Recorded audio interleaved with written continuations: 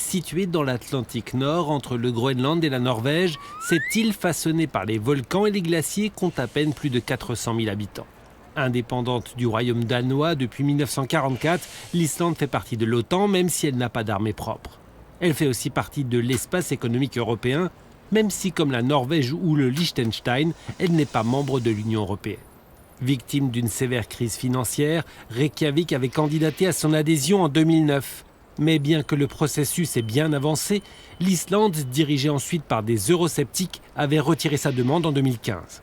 Ayant redressé entre-temps la barre financièrement et désireuse de conserver son indépendance en matière de pêche, l'Islande n'avait depuis plus vraiment relancé le débat.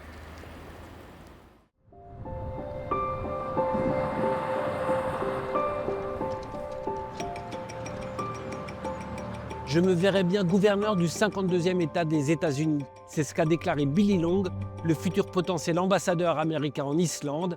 Face au tollé, il a rapidement présenté ses excuses en parlant d'une plaisanterie. Pas sûr qu'elle ait fait rire les Islandais.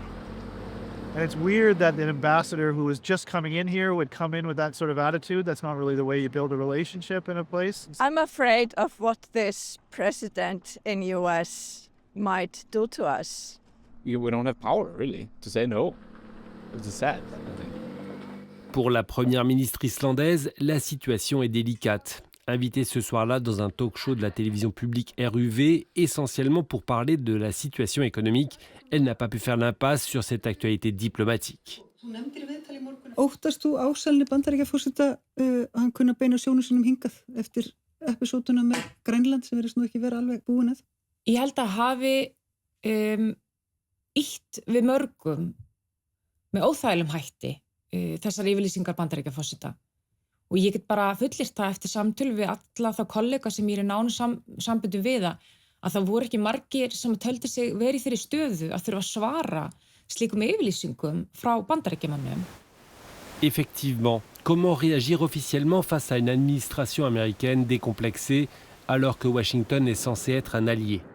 Certainement en serrant les rangs, notamment à travers l'OTAN. Avec sa base aérienne de Keflavik, l'Islande fournit toute la logistique permettant aux appareils des pays membres d'effectuer leur mission dans la région. Une région arctique qui suscite l'intérêt de nombreuses nations.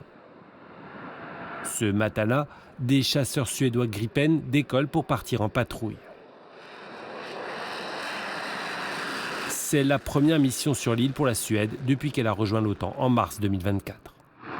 Our mission here is Icelandic air policing, and the sole purpose of that mission is to withhold the NATO and in particular, in this case, the Icelandic aerial territorial integrity, so that no one intrudes the Icelandic airspace. At the moment, the most likely will be Russian long-range bombers, Tu-95s, Tu-142 and Tu-160s, to be specific.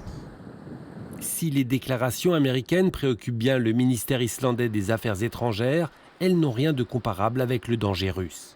I would say the biggest threat for Iceland, as well other European countries coming from Russia, are the hybrid threats. And we are stepping up our cyber defense.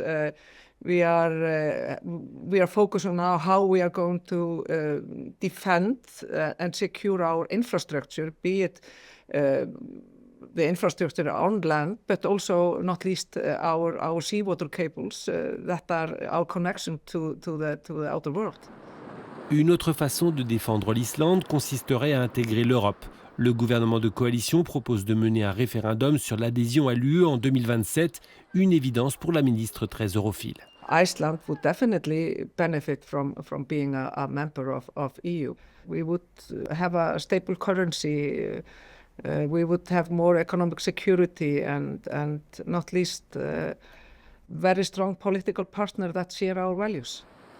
Il est 15h à Sandkirde. C'est l'heure où le Fjölnir, parti dans la nuit, revient la cale pleine de poissons. 11 tonnes en 8 heures de pêche à la ligne.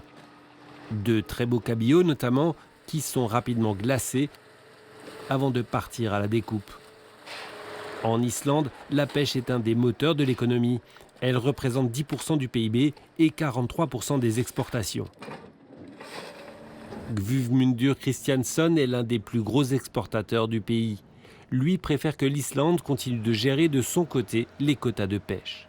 For the seafood industry of fishing in Iceland, Europe has not done very well in preserving their fishing grounds and the fishing stocks. So Europe should learn from Iceland how to take care of the fishing stocks. And if we join in, we give all the power away from us, and we don't want that. We like to be independent. Le Parlement va étudier au printemps prochain une résolution sur la tenue d'un référendum à l'adhésion à l'Union européenne. Pour l'instant, les camps sont partagés. 42% des Islandais sont favorables à une adhésion contre 42% d'opinions défavorables. Ce sont donc les indécis qui auront l'avenir européen de l'Islande entre leurs mains.